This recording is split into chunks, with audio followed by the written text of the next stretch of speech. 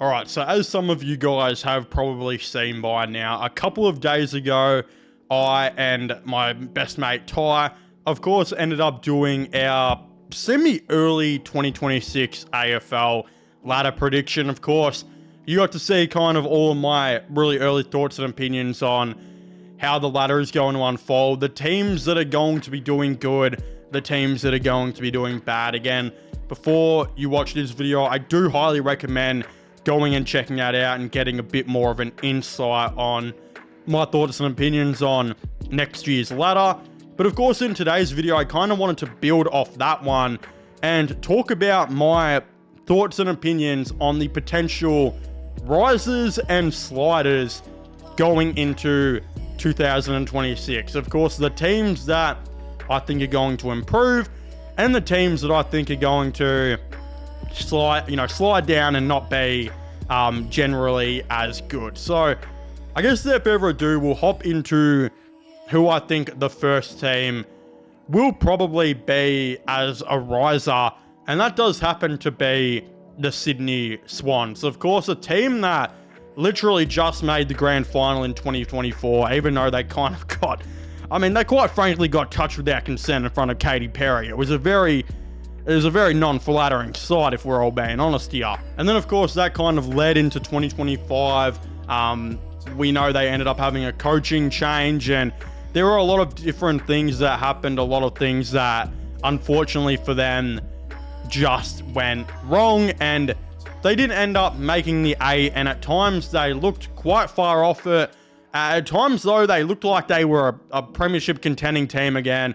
It just was a lot of injuries, a lot of form issues, all of the above. Again, they kind of went into the trade period and draft with a couple of different problems. I think, first and foremost, it felt like they just needed to change the forward line and add something different. And secondly, in my opinion, they probably needed to improve the back line. Now, they didn't really improve the back line that much. They're going to get players back from injury, and I think they're just kind of hoping it holds up. But when I say they improved the forward line, I mean, holy crap, they kind of injected into themselves whatever Prime Arnie was injecting into himself back in the day. They ended up adding basically the best key forward nearly in the game in Charlie Curnow. He's going to roll around with McDonald, Joel Amadi, McLean, whoever they're going to be playing as their other key forwards next year as well. They ended up seeing a good small forward on the market in a Malcolm Rosas and adding him to the team. They also brought in a Max King through the draft who can kind of be like that medium-sized key forward height, can also play midfield as well. And they brought in Javon Filippo, who I think could be one of the steals of the draft. That will also be a potential forward option. So they really improved that. They're going to get midfielders back from injury. I think next year they're probably going to be starting off with like Gordon in there, Warner, Isaac Heaney, etc., etc. Like it's a very, very nice sight if you're a Sydney fan. I just really think they're going to rise up. Like I said in that video, I think they're going to be top 5. We'll just have to wait and see how they potentially go. A slider though, I've got Collingwood. Last year I had them as a riser, and I ended up being right on that. They very much rose across that ladder, but this year I feel like it's going to be a little bit different.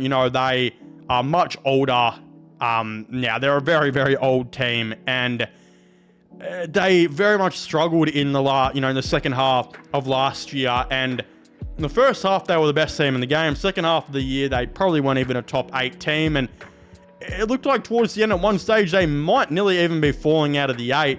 It didn't end up happening, but I feel like 2026 is going to start off similar, where they're going to be really good, and then over time they're just going to fall.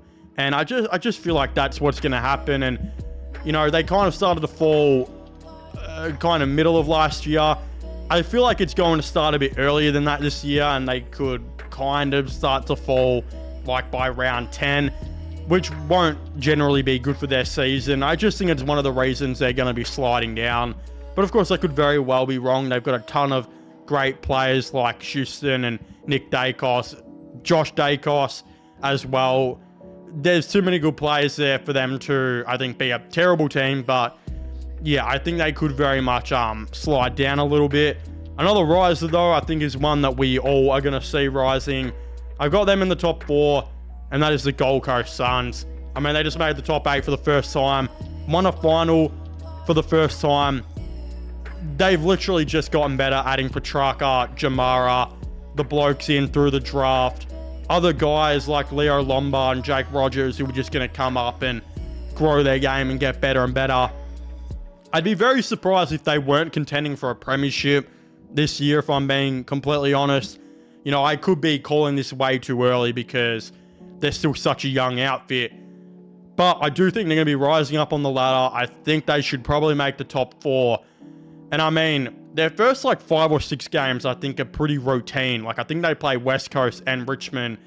I mean, yeah, there's a very big opportunity for them here to really start off strong early and hopefully for them not lose to Richmond early on the year like they did last season. That was a bit of a tragedy and a common Damien Hardwick, of course, a Marvel Stadium folklore tale right there.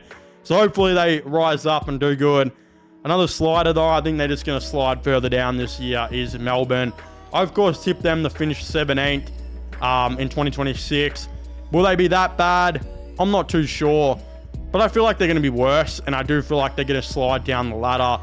They just lost too many experienced, players out there. Max Gawn and Viney, they're getting older.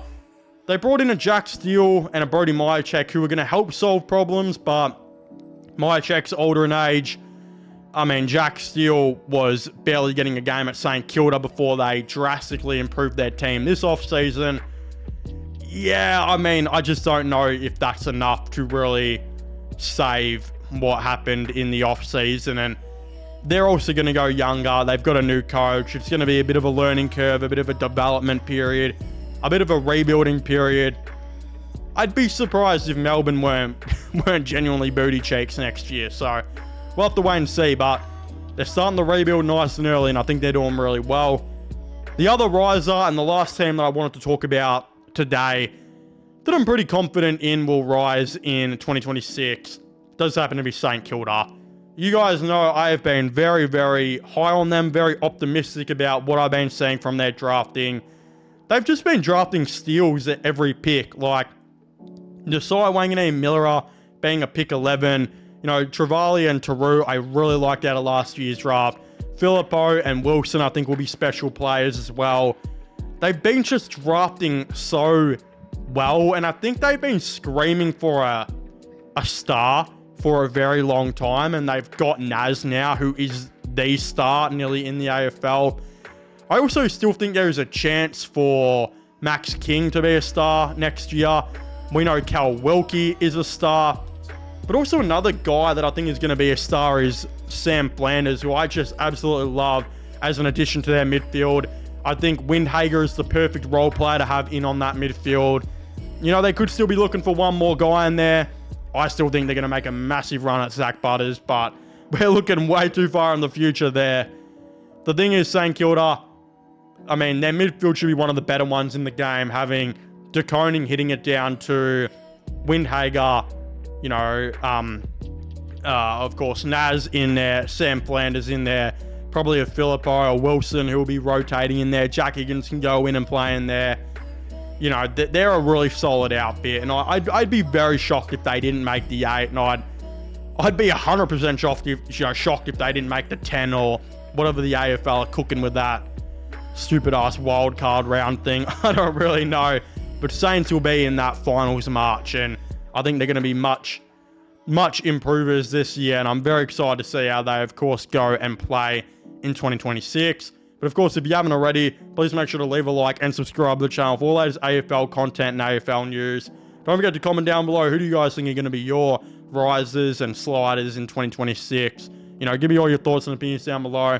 Subscribe to my gaming/movie channel, also being linked down below. And go and give my Instagram a follow if you haven't already, which will be linked down below as well. But yeah, as I was saying, please make sure to leave a like, subscribe, and comment. And I'll see you guys next time. Goodbye.